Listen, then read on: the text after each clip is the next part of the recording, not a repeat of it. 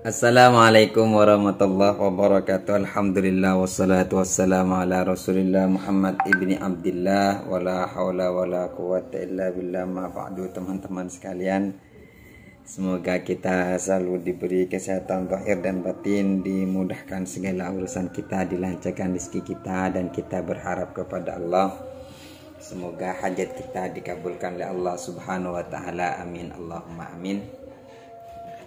Kan 2 hari yang lalu saya sempat posting tentang Kiai Imaduddin menulis dalam artikelnya bahwasannya Ubaidillah itu diisbat oleh mimpi-mimpi gitu ya. Akhirnya ada teman yang di kolom komentar itu memberikan share statusnya Gus Habib Rumel mengenai tentang bahwasannya Kiai Imaduddin itu berdusta dengan data yang disampaikan oleh Kiai Imad terhadap artikel mengenai Ubaidillah itu disebut oleh mimpi-mimpi, di mana kata Gus Harumel itu sebenarnya tidak disebut oleh mimpi, apa gitulah. Sebelum menjelaskan tentang mimpi-mimpi itu, dalam kitab Al-Ghurrar itu dijelaskan ada beberapa ulama yang menyatakan, yang mengisbat nasab keluarga Alawi itu. Nah, artinya di sini Gus Rumel mengatakan Kiai Imad itu memframing, membuat narasi bahwasannya masyarakat agar percaya kalau Alawi itu disebut oleh mimpi gitu. Ya sebenarnya mimpi itu ya bisa aja terjadi, andaikan itu benar ya bisa aja, cuman kan itu nggak bisa digunakan sebagai bukti ilmiah kan gitu, karena itu ranah privasi. Ya boleh percaya boleh tidak, nah, gitu kan ya kalau masalah mimpi itu. Karena ya banyak juga orang yang memang bermimpi bertemu dengan Rasulullah, bermimpi bertemu dengan Siti Fatimah, dan ya itu juga enggak cuma 1 orang 2 orang, ada yang seperti itu. Nah, ini apa yang ditulis oleh Gus Rumel Abbas itu dikomentarin oleh Kiai Imad. Nah, ya coba saya bacakan itu saya bacakan di websitenya Kiai Imad, bahwasanya Gus Rumel itu berdusta tanpa tanda kutip. Jadi kalau tanpa tanda kutip ya memang berdusta kan gitu ya. Karena kalau ada tanda kutipnya berarti masih ada udah dibalik payah kan. Tapi sih tidak. Kiai Imad mengatakan Gus Rumel berdusta tanpa tanda kutip. Nah, ya ketika menyatakan bahwasanya Kiai Imad itu mengatakan nasab Balawi hanya diisbat mimpi-mimpi. Kenyataannya dalam tulisan penulis tidak pernah. Kenyataannya katanya Kiai Imad, Kiai Imad tidak pernah mengatakan hanya diisbat oleh mimpi-mimpi. Artinya ya ini masalah kata-kata aja yang dibahas sebenarnya antara Kiai Imad dengan Gus Rumel itu. Jadi katanya Gus Rumel hanya disebut oleh mimpi, sedangkan katanya Kiai Imad, saya nggak ngomong hanya disebut oleh mimpi kok gitu. Jadi hanya langsung Ubaidillah disebut oleh mimpi-mimpi, tidak mengatakan hanya. Kalau hanya berarti yang hanya mimpi yang mengisbat. Buktinya Kiai Imad nggak ngomong begitu ini. Ya ini Kiai Imad. Nah terus katanya Kiai Imad, ya sebelum mengutip tulisannya Muhammad Khirid dalam kitab Al-Ghurrar ya tentang isbat nasab Balawi oleh mimpi-mimpi itu, Kiai Imad itu mengutip tulisan Muhammad Khirid tentang usaha Bajadid mengisbat nasabnya ke Irak, ke hadapan para qadhi. Kan memang dijelaskan oleh Kiai Imad di situ ya dalam tulisannya itu ya. Jadi dijelaskan bahwasanya ada saudara yang bernama Ali dari keluarga Alawi ini datang ke Irak untuk isbat kepada beberapa qadhi di situ kan ya. Ya itu runtutan narasi yang disampaikan oleh Kiai Imad, baru di bawah ada keterangan masalah mimpi-mimpi itu kan begitu. Nah, jadi katanya Kiai Imad, jadi beliau sudah menjelaskan tentang tulisannya Muhammad Khirid terhadap usaha keluarga Ali Bajadid mengisbat nasabnya ke Irak, kepada para qadhi yang mana menurut Kiai Imad itu adalah fiktif karena diceritakan dengan referensi yang terputus dari kitab Al-Jawhar. Jadi Alkitab Al-Jarus Safaf di dalam menceritakan itu dengan sangat terputus, jadi katanya Kiai Imad, sehingga ya cerita itu bohong aja gitu ya. Nah, kitab Al-Jarus Safaf itu ya kitab fenomenal ya, kitab fenomenal yang juga dikatakan perintis untuk merekonstruksi ulang nasabnya keluarga Alawi. Gitu ya. Ya, dikatakan serangkai dengan kitab Al-Burqatul Musyiqah. Ya, di mana Al-Burqatul Musyiqah itu kan dikarang oleh Syekh Ali bin Abu Bakar As-Sakran yang wafat pada tahun 895 Hijriah ya. Nah, sedangkan antara kejadian dengan mimpi yang disampaikan oleh Al-Jarus Safaf itu ya terbentang sekitar 235 tahun. Justru Kiai Imad itu mengatakan kalau Gus Romel Abbas itu berdusta tanpa tanda kutip. Kenapa? Karena ketika Muhammad Khairid di dalam kitabnya Al-Ghuror menyebutkan bahwasannya banyak ulama yang sudah mengisbat keluarga Ba'alawi ini, disebutkan ada 17 ulama yang mengisbat keluarga Alawi. Al-Ghuror kan mengutip dari Al-Khatib dalam kitab Al-Jarus Safaf kan gitu. Itu pun beliau Al-Khatibi itu tidak menyebutkan dasar referensinya, tanpa referensi. Jadi di kitab apa 17 imam ini, 17 ulama ini mengisbat bahwasannya ini keluarga Alawi ini gitu. Nah, 17 nama-nama ulama ini yang disebut sudah mengisbat keluarga Alawi ini sebagai syarif itu kan diantaranya berdasarkan syair-syair yang dikarang oleh Syekh Abu Bakar bin Abdullah bin Abu Bakar As-Sakran ya, dan yaitu Al-Hadal. Nah, ini ya Al-Hadal yang wafat tahun 855 Hijriah, Al-Khazraji yang wafat tahun 812 Hijriah, Al-Yafi'i 768 Hijriah, Al-Awaji, As-Sariji, Ibnu Abil Hub, Al-Junadi yang 732 itu, Ibnu Hisan, Ibnu Samurah yang wafat tahun 587 Hijriah, abad ke-6 ya.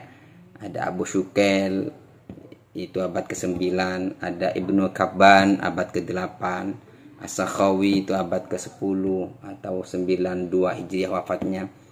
Ada Abu Fadl 980 abad ke-10, dan juga ada ada Muhammad bin Abu Bakar Ibnu Abi Isa Tarimi. Nah, katanya Kiai Imad dari 17 ulama yang disebut oleh Muhammad Khairid dalam kitabnya Al-Ghuror itu, apakah benar semuanya sudah mengisbat keluarga nasab Alawi ini sebagai keturunan Nabi Muhammad SAW? Ini beliau tanya begitu.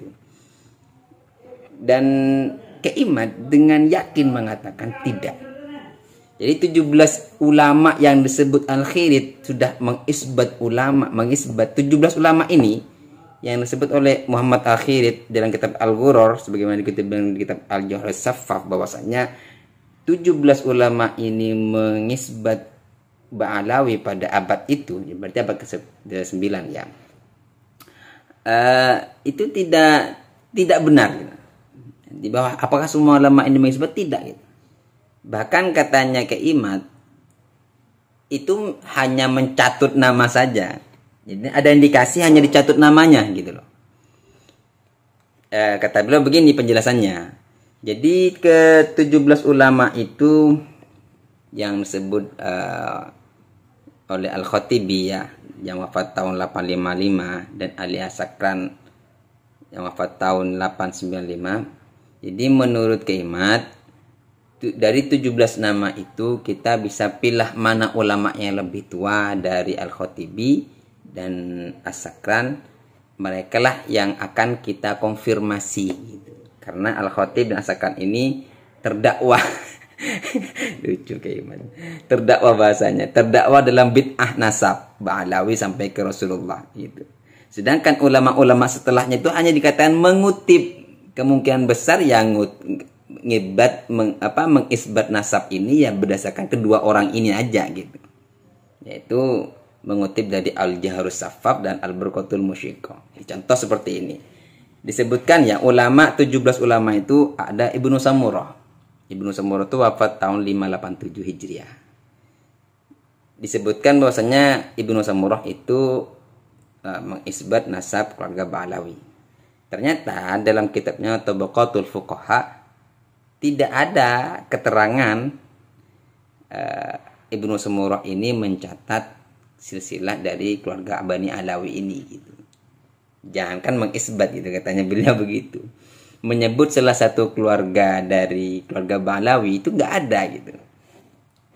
Makanya katanya Kimat, kitab-kitab yang atau Al-Khatibi yang mengatakan bahwasanya Ibnu Samurah itu mengisbat nasab Ba'alawi itu tidak benar. Nggak ada datanya itu.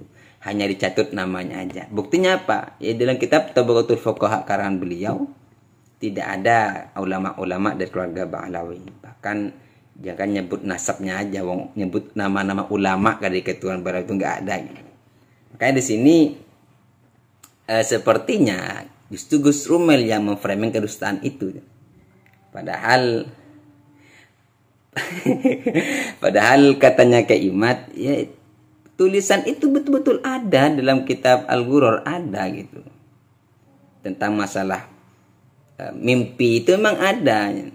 Jadi sebenarnya sini malah Gus Rumel Abbas yang dikatakan berdusta. Yang kedua, contoh seperti Al-Khosroji katanya Kimat. Al-Khosroji itu disebut tidak mengisbat Ba'alawi bin Ubaidillah. Dalam kitabnya Al-Iqdul Fahir itu ia menyebut nama keluarga Bajadid. Jadi Al-Khosroji itu teman-teman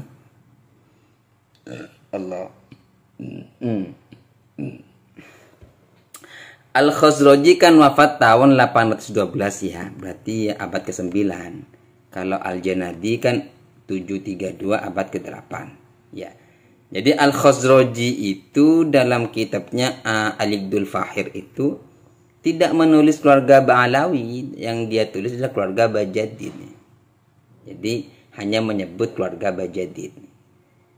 Yang gimana katanya, ya kita tahu lah ya keyakinan bahwasannya Kiai Imat itu Bajadid, keluarga Jadid ini dia bukan keluarga Alawi, jadi beda.